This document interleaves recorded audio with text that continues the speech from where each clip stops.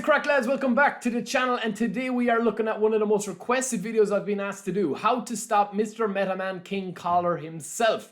Now, if you've got an opponent and you come up against a squad that is basically gonna be spamming Bullet Header King Kong, or you're gonna be spamming Hullet, or any kind of tall player in the box, right? With, 100 finishing, 100 heading, 100 jumping, 100 physical contact, all of these stats. It's already over for you, right? If you let King Kong get a leap on you, or you let the ball go in. It doesn't matter if you're using Aerial Fort Van Dijk, if you're using Toure the Giant, or Van Buiten. We're going to break this down, right?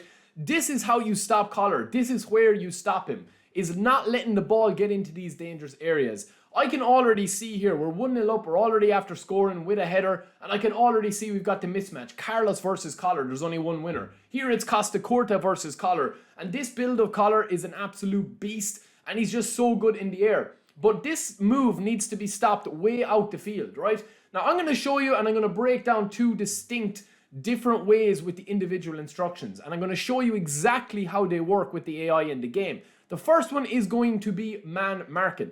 Now, the difference between man marking and tight marking is that man marking is specific to the player that you choose to mark the player with. So in this case, we're going to be using Carlos to man mark Lamine Yamal. And you're going to see that he keeps, touch tight to him, a couple of feet between them. When you are using tight marking, it's more of a team-wide kind of like marking system. And I'll show you with video examples right here. So again, Carlos is going to be man marking Lamine Yamal. On top of that, we're playing a flat 4. So we are going to, duplicate that and use Lilian Thuram, who's probably the best defensive player and probably the best man marker in the game.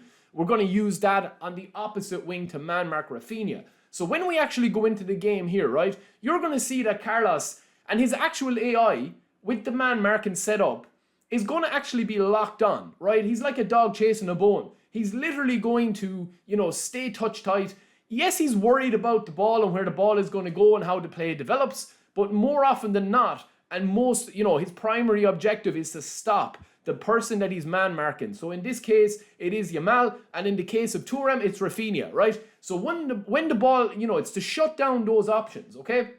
If you are coming up against somebody that's playing out wide or has an overloaded left flank or right flank with Beckham for crosses, Gnabry, any of these, man marking is super, super good, although it does leave a little bit of space issues. Tight marking then is the opposite, right? And we're going to show you the distinct difference between that. While man marking is a 1v1 battle, Thuram versus Rafinha, Carlos versus David Beckham, and touching up a little bit and pressing up a little bit. Tight marking is a team-wide. So it's a player that is closest wherever the AI locks in. And yes, the AI is a little bit imbalanced at the moment, so people, can take advantage of this. It's the same issue with deep line. But with tight marking, it's going to be a team-wide defensive effort. So, for example, if Patrick Vieira is in the radius of Rafinha, and he's closer to Rafinha in the breakdown of a play compared to Thuram, Vieira is going to pick up Rafinha. If it's Rijkaard, he's going to pick up Rafinha. Or, in the case that we're going to show you, it's going to be our right midfielder, David Beckham,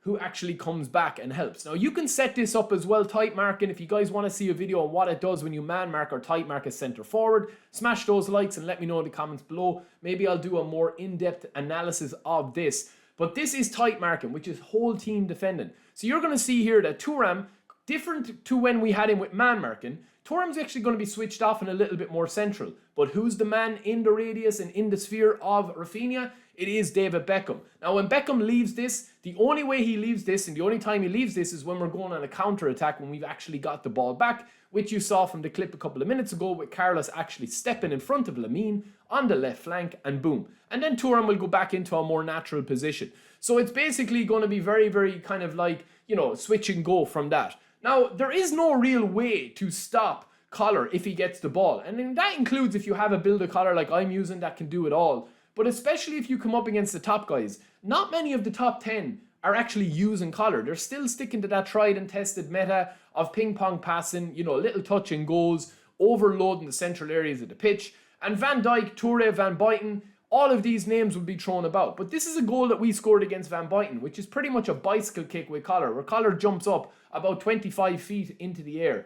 At the moment, the game just does not really kind of have that balance where you can really tactically, have that tactical nous and be able to kind of shut down players. So the supply is the only way that you can stop. If the ball goes in and you've got manual shooting on and you've got all of these things and you're putting the ball on Collar's dome or Hullett's dome, it's going to be a goal more often than not unless you hit the crossbar. So I hope you guys enjoyed the video. Let me know if you did. If you want a more in-depth analysis of man marking versus tight marking and more play styles and stuff, let me know in the comments below. Peace.